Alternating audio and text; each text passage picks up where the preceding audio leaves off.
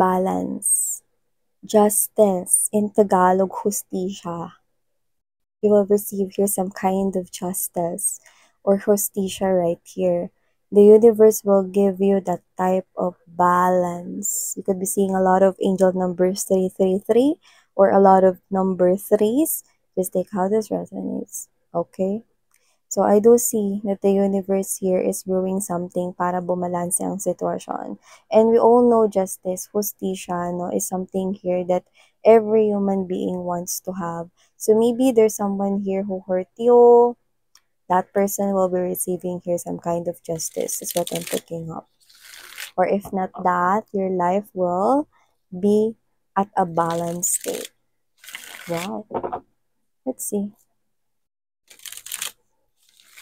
Another major arcana, Wheel of Fortune. I do see blessings coming into your life. Name it, sweetheart.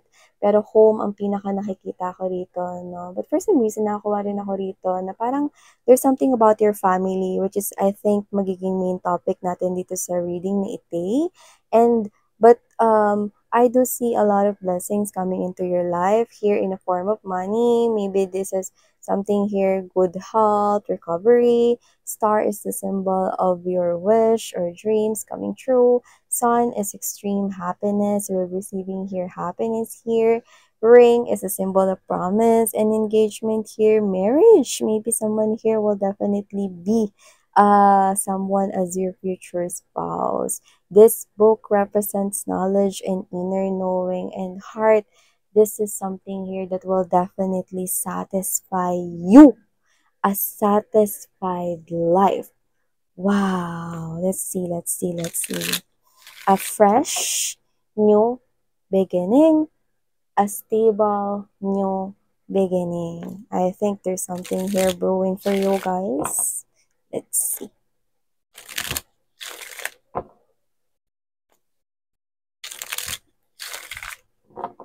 Thank you, Archangel Michael, together with the angels and spirit guides, for being present in this reading. Okay, let's get more infos. Inom-inom water, mainit mga babes.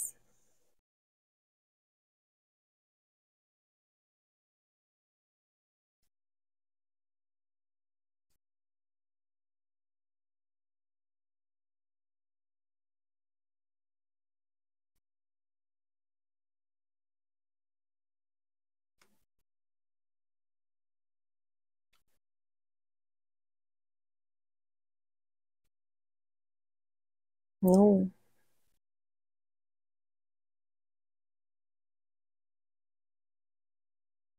Okay.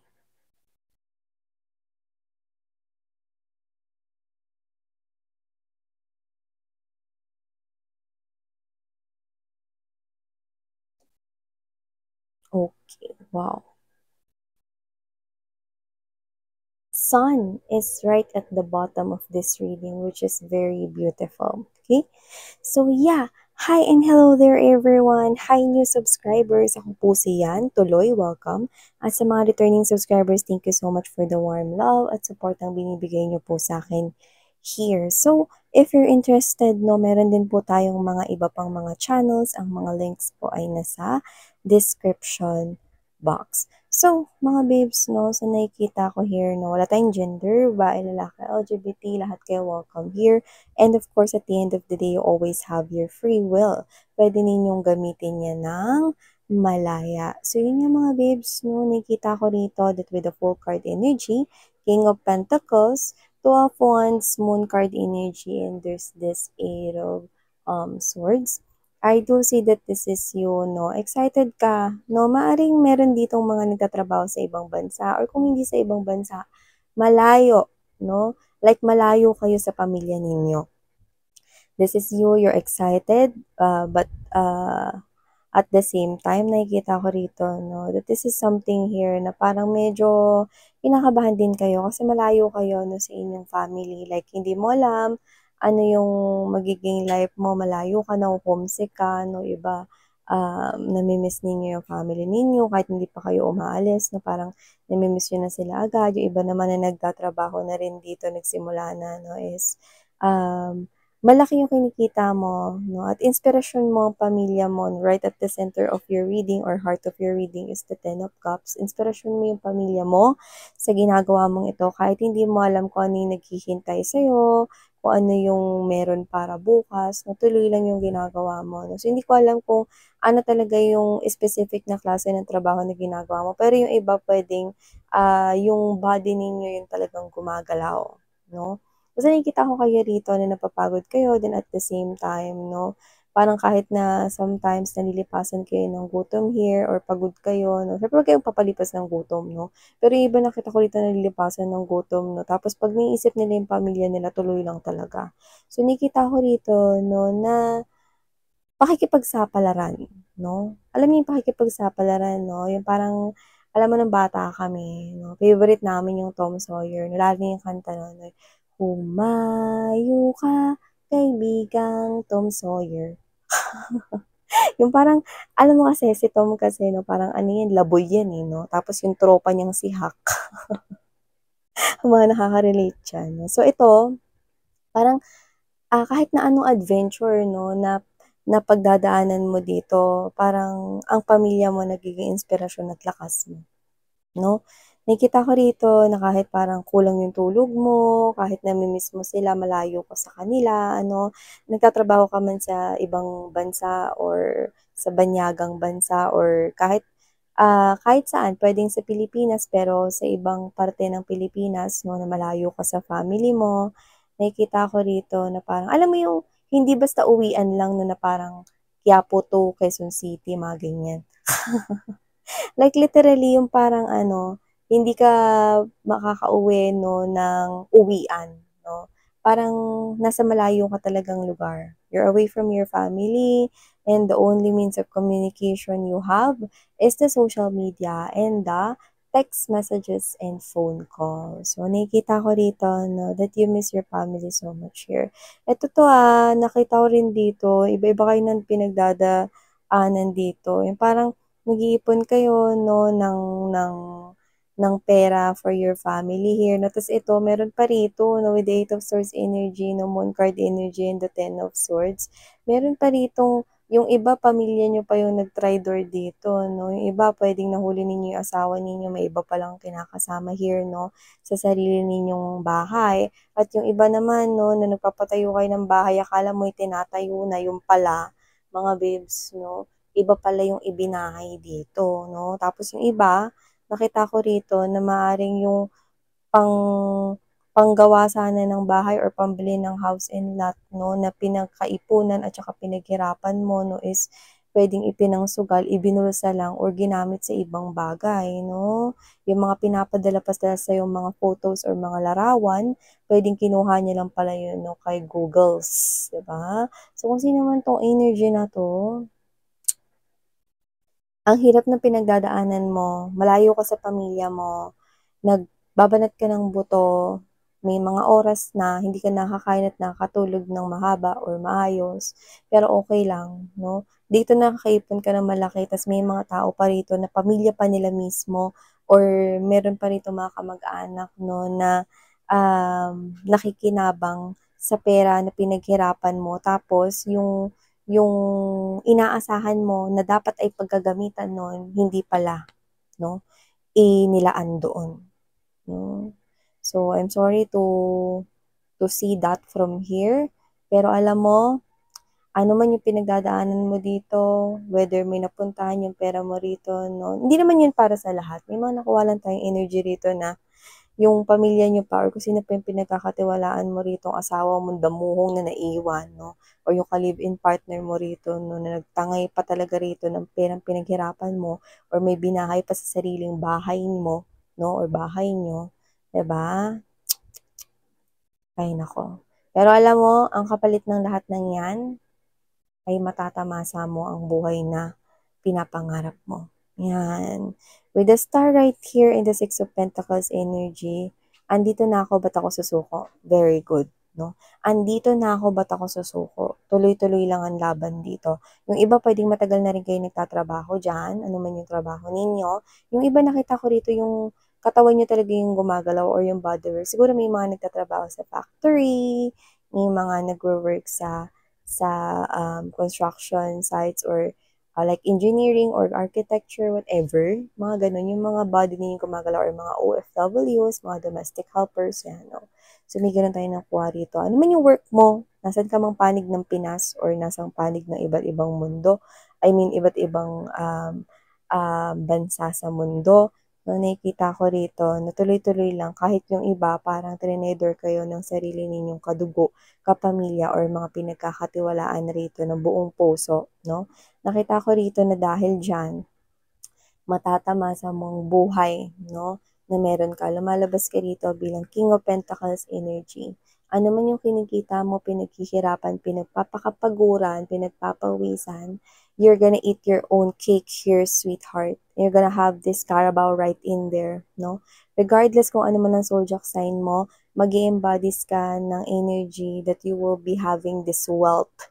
You will be having this richness right here. You will be having this life, no? Ang sarap mabuhay, no? Na nagtatagumpay ka at nakikita mo yung sarili mong umaangat. May mga tao mong trumaydor sa'yo rito, no? Keber na lang.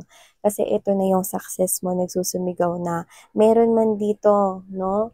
Na pintuan na nagsara for you. Meron rin naman na isa pang door, no? Na inopen dito si universe or si God. Regardless ano man ang religion mo, it doesn't matter. What matters most is the universe open another door for you, sweetheart. And this door will take you to the world here that your life will full of richness. Matatamasa mo na yung life na gusto mo mangyari for yourself. Excuse me. And you will be with your soul tribe here. The people na totoong nagtitiwala at sumusuporta sa iyo will stay at madadagdagan pa sila in the future. Nakita ko rito that you will be having as well the love of your life, no? Yung someone here na talagang makakonect mo in a deeper level, no? There is someone here na nakalaan, no? Better para sa iyo. Someone better, no? Kaysa dun sa mga nanakit ng feelings and emotions mo. Sa mga nag-traitor sa'yo, no? Oo, pinaghirapan mo to, nasaktan ka nila, no? Pero bawing-bawi ka naman dito.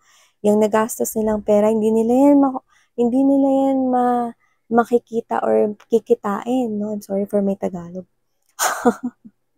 Hindi nila yan kikitain kasi wala silang kakayanan na kitain yan, kundi ikaw, kaya mo yang palitan, no? At magagawa mo rin na mapalitan yung mga tao rito na nag-trade doors sa'yo. In the future, I'm seeing you connecting pa rin sa mga taong nanatili sa buhay mo, nanatiling tapat, nanatiling sumporta, nanatili rito nakaagapay sa harap, likod, tabi mo, sa buhay mo, and you will be with the love of your life if you are someone here who wants to be loved, no, by a true man, Mr. Right, or by a true woman or a true lady, Miss Right. LGBTQs, of course, welcome rin kayo, sweethearts, okay? So there will be a perfect life waiting for you. Wow. See? Universe is not sleeping, okay? The universe is not sleeping, okay? He definitely sees us all. So these people who hurt you, there will be a consequence that they choose unawarely. Unawarely, pinili nilang traidorin ka rito. Unawarely, hindi nila alam. May naghihintay rito na spiritual lessons na kailangan nilang matutunan, but in a hard way. Yeah. The universe will take away something important in their life. Okay, yun na nakikita ko rito, no? And this is part of the spiritual lesson. This is something here, alam mo, when you give out something, you will definitely receive something in return. Okay? That's how life works. That's how universe works, no? When you give out, you help someone. Kapag kinailangan mo rin ng sitwasyon na tutulungan ka rin ng iba. When you, okay, give something like a gift, kaya sabihin natin na birthday or someone here may nag-birthday, you give him or her a present. Okay? And then sa birthday mo, you will definitely receive that. That person will remember you. What you give out, if you give out goodness, then you will receive good karma.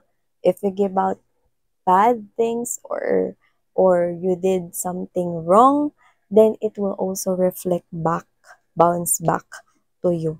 That's how life works. That's why you need to be aware with everything that you say and everything that you do. Yeah. So, wow, perfect life awaits you, sweetheart, and everything that you want to have, this richness, this money, or fame, or whatever, recognition, the universe definitely recognizes your hard work, your diligence, everything perfect. Wow! So claim these beautiful messages from here, and I know that you deserve this. Thank you so much for your time, sweetheart, and let me leave the messages here for you guys to claim. Thank you so much, and sarang heyo, love and light. Annyeong.